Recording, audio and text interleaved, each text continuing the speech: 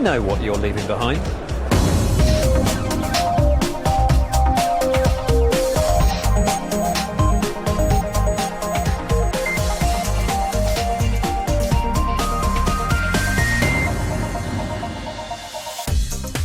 This week on Click, we'll introduce you to your digital footprint, the trail of personal info you're leaving across the web. How can you control it and stop it from being used against you? And just how private is private? We'll tell you how your private Facebook profile could be stolen, along with all of your friends. We talk to the boss of a company that wants to serve you up ads based on your surfing habits.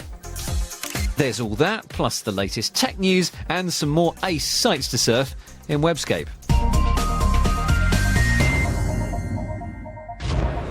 Welcome to Click. I'm Spencer Kelly, and welcome to Info Security Europe 2008. Over 300 firms have gathered here at Olympia in London to talk security. Yours, mine, everyone's. And we talk a lot on this programme about viruses, spyware and other nasties which can infect our systems and steal our bank account details, our credit card numbers and our passwords.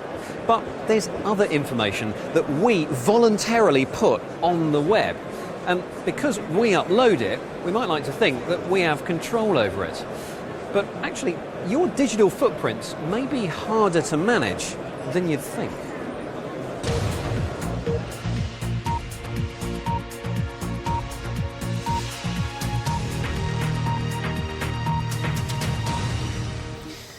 The wife of the canoeist who went missing for 5 years has admitted that a photo of her and her husband taken last year in Panama is genuine. It's amazing what even one piece of stray online information may give away. After this photo turned up on a Panamanian website dated 2006, Anne Darwin was forced to admit she'd known all along that her husband John hadn't died in 2002. With the amount of storage available to us growing at an incredible rate, we're all being encouraged to put little bits of our lives online. Every time we register for a new web service or upload our photos and videos, we're enlarging our own digital footprints. Every time we mention someone else, we're enlarging theirs. Most personal information stored online is public by default. Unless you change your privacy settings, your social network page will show up in a simple web search. There are even search engines that look specifically within MySpace. And of course, if someone can collect enough odd bits of information about you, they can pose as you. Your date of birth, address, and mother's maiden name famously are common banking security questions. A lost identity can be used to open a new bank loan, a new bank account, a new credit card, buy a house, do all sorts of different actions with it. And this kind of information is being traded amongst criminals in an increasingly sophisticated marketplace. For example, try before you buy. So you can have a sample, see how good the quality of the product is before you buy the whole thing. Discount levels. Buy more, you get them at a cheaper rate. So this has become quite a sophisticated sales environment. Now, no one said controlling your digital footprint would be easy. Even a simple task like deleting your entire Facebook profile was, until recently, incredibly difficult. A full deletion request form has only been available since February this year. If you want to disappear entirely, you may want to take a leaf out of this man's book, if you can find it. Frank Ahern is a private investigator and privacy specialist. For a fee, he can make you disappear, or he can find someone who doesn't want to be found. One case I worked on, this gentleman, John, he worked for a company, he was a truck driver, and last year he went out on disability. And the company believed that he really wasn't disabled. So they hired me to locate if he possibly worked. We ran his name and we came up with he was looking for a girlfriend from when he was 16 years old and went to summer camp with. So what we did was we set up a Yahoo address, which what's great about Yahoo, you don't need any identifiers. And we used her first name, okay, and put her year of birth because he mentioned her year of birth. So when he got an email from her name / her year of birth saying, hey, how you doing? I saw your posting. I can't believe you're looking for me. So we started corresponding back and forth as the supposed girlfriend. And he ended up telling us that he drove a bus to Atlantic City on the weekends. So my client hired an investigator who went out there, had a hidden camera on their body, got on the bus, got videotape of him, and even got a picture with the bus driver at Atlantic City by the bus. And next thing you know, there goes the disability case, and most likely he will be arrested for what he did. Wiping your digital footprints completely off the web may be an extreme and expensive measure. It's certainly much better to be careful of what info you let out in the first place. The alternative could be lifelong embarrassment, or even worse. Universities and prospective employers have previously been known to check out the profile pages of applicants. Not good if this was your profile picture. I think a lot of people forget when they're young and they're having fun and they're sharing stuff with their friends and all that sort of stuff, that this stuff sits out there on the internet and probably is there forever, sitting in these vast databases around the place. And this can get trolled by people. And long ago we used to have the right of rehabilitation for criminals, and you could have a fresh start and have another go in life. This doesn't happen now. This isn't possible with the internet. And I think a lot of people forget that a moment of madness when they were young can really rebound against you when you become a person of consequence later on in your life and want to do something serious. Now, you may be thinking, I'm fine. The only personal information I've uploaded to the web is to my private Facebook account. I've changed my settings so nothing is visible to the public and only my closest circle of friends can see my details. You may think that your information is safe and secure. You'd be wrong. We've looked closely at Facebook and we found something that looks like a serious gap in its security, and we'll tell you all about it after the latest tech news. NVIDIA is developing a graphics driver to allow any PC game to run in 3D. The driver will be available in the summer to anyone with an NVIDIA graphics processor and a pair of compatible silly 3D specs. Guess some things never change. The BBC's iPlayer, offering catch-up TV, is now available for the first time on, would you believe it, TV, or at least to Virgin Media's 3.5 million cable subscribers. 350 hours of content is currently available, with more in the pipeline.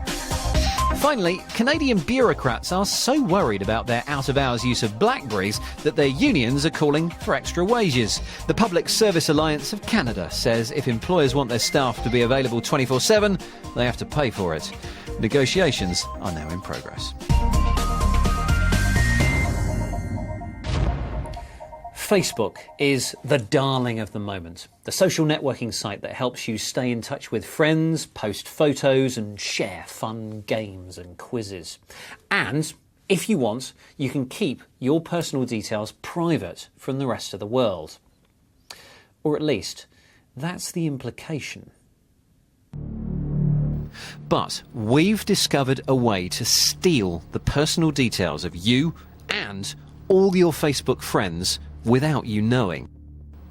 Even though these people have asked Facebook to show minimal details to people they don't know, we've got a lot more. Here's a profile we made up for the test. The fictitious Bob Smith keeps most of his details private from non-friends. But here's what our Miner application managed to retrieve. Here's another public profile. And here's the data we managed to retrieve. So how did we do it? Welcome to the Click Labs, which, to be honest, is just a couple of laptops and a big purple light. Nevertheless, this is where our resident coder, Pete, created a special application for Facebookers to add. See, one of the reasons Facebook has become so popular so quickly is because of the wealth of applications users can add to their profile pages. Little games, quizzes, IQ tests, there are thousands of them available. And once you've added an application, your friends are encouraged to add it too. And anyone with a basic understanding of web programming can write one. So we wrote an evil data mining application called The Miner, which, if we wanted, could masquerade as a game, a test, or a joke of the day. But whatever it looked like, in the background, it's collecting your personal details and those of all your friends and emailing them out of Facebook to our inbox. See, when you add an application, unless you say otherwise, it's given access to most of the information in your profile. That includes info you have on your friends, even if they have really tight security settings. Did you know that you were responsible for other people's security? Now, many applications do need access to your details in order to work properly, and we don't know of any which do abuse user information, apart from ours, of course. But if one did, who's checking? Well, the experts we've spoken to all agree that Facebook can't see what the code does.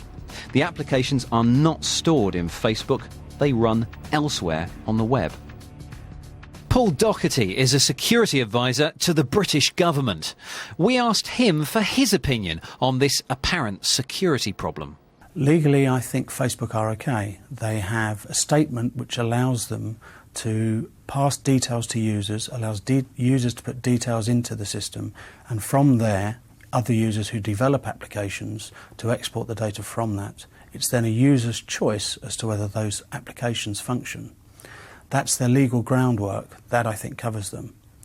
Morally, I don't think they're so covered. I think they've been a bit naive in allowing the applications that people can develop to be hosted in a third-party environment and to take away data that's personal to users and friends of users. As things currently stand, I don't think Facebook could secure the current system. I think they would have to re-engineer Facebook and release a new version for all users. That would have quite a big effect on current applications. There are multiple thousands, I believe, of applications for Facebook. Each of these would have to be re-engineered, and potentially, in order to secure them correctly, they would have to bring them all in-house to Facebook. Facebook could then assess the code, perhaps sign the code, and ensure that users' information was kept confidential. We also, of course, put these concerns to Facebook. It told us that it has an entire investigations team watching the site and removing applications that violate its terms of use. That would include our data miner. It advises users to exercise caution when adding applications, but our experiment has shown that Facebook's standard security settings are not sufficient to protect your personal information or that of your friends. Now, all this comes in the month that competitor MySpace opened up its application platform. However, it handles them differently.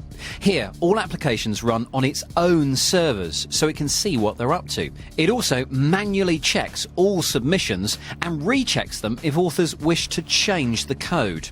We were unable to create a similar threat to user security using the MySpace system. It certainly seems that Facebook's standard security settings are not enough to protect your personal information or that of your friends. And we would love to know what you think of all this. So email us, click@bbc.co.uk. Now, imagine, if you will, a system which tracks where you go on the web, building up a profile of you in order to serve you adverts based on what you've been up to. Well, a service exactly like that launches here in the UK this summer. Spooked? Some people have been. The company behind the idea is Form, and it's had some pretty bad press of late. Some question whether its WebWise system is even legal in the UK. But if it works in the UK, it could go global. So, do we have anything to worry about? Form aims to deliver ads relevant to the user, but the system never associates the pages we surf with who we are. So, how does it do that?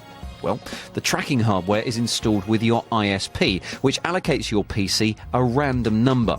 The system then intercepts each web page request you make and looks to see if any of the words match up with its ad categories. So, a camera category might be looking for these keywords when you surf. If it finds them, that category is associated with your random number. Records of the actual pages you visit are destroyed. Form says its system will not track sensitive sites like medical or adult content, and because no personal information or IP address is recorded, you retain anonymity. So, with several ad categories associated to your PC, it's easy to match advertisers to surfers. Here, our profile shows we've been on car, camera and holiday sites.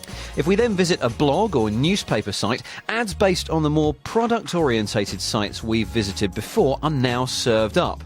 These smaller sites get a cut of the ad revenue if they've signed up to the Form system. BT and Carphone Warehouse are expected to introduce the system soon. Virgin Media is also considering it. OK, that's a quick guide to what Form is. With me now is the company's CEO. This is Kent Ertugral. Welcome to Click. Thank you. And to balance things up, we have IT specialist and lifelong critic of Form, or maybe that's overstating it a bit. It's Alex Hanff. Hi, Alex. Hello. OK, Kent, we'll start with you. What's in it for the users? What's in it for us if we choose to use Form? This is probably one of the most exciting things that's happened on the internet in the UK, because it makes it profitable for anybody, not just a few of the largest websites, to be a website, to publish stuff on the internet. And it also makes the content that you see more interesting as a result of that. In fact, the system introduces a method of targeting advertising without storing anything, which is a vivid contrast to what's actually happening on the internet right now. Alex, your details are kept anonymous. There's no link between your name, for example, and the sites you've been to see online. So surely that makes it okay, doesn't it? The problem is the methodology being used in order to gather this information that's being used for the behavioural advertising. They're using technology directly in the ISP's network, which is able to read the contents of the network stream as you send your request out to the web. We're not just talking about reading header data, we're talking about the actual contents. So if you request a web page from Amazon, for example, they can read all the contents that is within that web page. Now that data surely is bandied around anyway, so it is stored, it does flow along wires. How is this different? People don't have the option. It's included in the network at the network level. The technology that's been... Sorry, I've got to stop you right there. That's exactly not correct, and it's typical of the sort of misinformation that you've been banding around. They very much have the option. The central plank to this is it's a choice. People will have an unprecedented level of notice that this is switched on and unprecedented access to switch it off if they want to.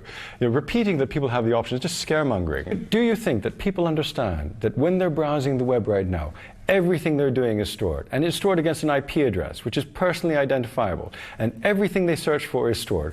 Do you believe that they know that, or do you believe that ignorance is bliss and that you should be silent on that matter, which is a real matter? It happens today at large scale. But let's just clarify that when you go online, the places you go are stored already. Yes. Is that correct? Yes. So what Kent's saying is, how is this different from that? The difference is the option. No. If Kent's model was so super, and if Kent's model was something that everybody wanted, then he would make it opt-in. The very fact that the model is being made opt-out shows a lack of confidence in the public trust in this system. Kent, given when you're warned about Form, you're given the option to opt out. Yes. No, I don't want to use it. Yes. Alex is saying that he would prefer it if you have an option that says, would you like to use this service? Why don't you do that? The reality is that most people would like the service to be switched on by default. Are you concerned that the public will be concerned that their web habits are being profiled? No, not at all. If you ask people repeatedly, what is it that you are interested in? Are you interested in relevant advertising? Are you interested in anti-phishing, which this offers as a default? Many other pieces of software do. Yes, but in fact what's interesting about phishing is that the people who are most likely to be the victims of a phishing attack don't have any software. They don't know to switch something on. They don't need to switch something on. Internet Explorer 7, which is by far the most popular web browser on the internet at the moment, has anti-phishing technology built in. They don't need to switch it on. And it's switched off by default. Kent, here's an example. I and my wife use the same computer at home. Yeah. I want to go online and search for a present to buy. Maybe I want to buy her a pony. Not really. Right. I'm looking at a lot of pony websites. Right. She uses the computer after me, and suddenly, because Form obviously thinks I'm the same person as her, she starts getting adverts for ponies, and that might very well give the game away. Well, your wife is currently being bombarded with just random advertising, hundreds of them a day. Now, if 2 of those happen to be ads for a pony, is that really that harmful? Not at the moment, but with Form, what we're saying is that most of those websites will be relevant to what I've searched for, so it might be. No, I don't think we're anywhere near as ambitious as that. The reality is that we hope to become a part of the online advertising ecosystem. OK. Ken, Alex, thank you very much. And if we can just get both of these guys in shot, I just want you to do one more thing. Shake hands, for goodness sake. Thank you. OK, we'd love to know your comments about form and everything you've heard, so please drop us an email. It's click@bbc.co.uk. I'm going to just take my jacket off and have a lie down. Here's Kate with Webscape. If you've got it, flaunt it. It's an old saying applied to a new technology, digital photography, at our first site today, and you'll find it at flauntar.com. There are lots of picture editors available online, but I really like this one because of the funky interface, which is really easy to use and makes working with other online resources a breeze. You'll need to register, and when you log in, you can start working straight away by loading up a picture from your PC or even your online photo storage account, such as Flickr, Facebook and Picasa. Once you upload a picture, it's stored in your album, where you can access it at any time to work on it. To do this, click and drag it from your album into the workspace in the top half of the screen. Click the arrows on the right of the divider to minimise the album, and then use the tabs across the top to switch between activities, like editing, adding text and arty stylising. Two features I really like here, Profile R and Mobile R, where you can easily resize an image to be perfect for your phone or social networking profile. You can even make your pic into a postcard using the templates under the Style R tab. Once you've finished working with the image, you can save it and share it using the buttons along the top of the workspace. Something a little bit off the wall now. Storytelling is one of the oldest professions in the world, but one publisher has brought it bang up to date with an interactive website at wetellstories.co.uk. This project was started in March by publishers Penguin. Here they offer up 6 stories that unfold over 6 weeks in various different and unusual formats. For example, Slice takes the form of 2 blogs from the perspective of a young girl and her parents, and the 21 Steps follows the journey of the author on Google Maps. I'm not going to spoil the plot for you by talking about the stories, just pop along and immerse yourself in the author's worlds for a few minutes, and you'll soon understand a lot more about it. There's information about the stories, the authors and the classic fairy tales their works pay homage to in the panel across the bottom. And finally, something which really tickled my fancy. It's not very visual and you'll need headphones to experience it, so get yourself over to YouTube and search for Virtual Barbershop. This had me squirming in my seat with delight and amazement, and I'm not saying any more than that or I'll spoil it. I'm not going to labour the point, as it really is a bad choice to show on TV, but please just put on some headphones and close your eyes. Now, as I begin a clipping, and I bring the clippers closer to your ear, very close to the right ear. Follow me as I move around the back of the head to the left ear. And remember to close your eyes for that audio treat. You honestly won't regret it. Well, that's all I have time to show you today. I hope you've enjoyed these pics of my bookmarks as much as I did. Spencer will have the address you need for links to all of them in just a moment. Goodbye. OK, thank you, Kate. And all of those websites are available at ours, bbc.co.uk/click. You'll also find a wealth of resources to support this programme from InfoSec. And if you missed any previous programmes, you can stream those from our site too. And did you know we're also available on the iPlayer? Scary, isn't it? Next week, we take a look at how to broadcast to the world from your mobile phone. See you then.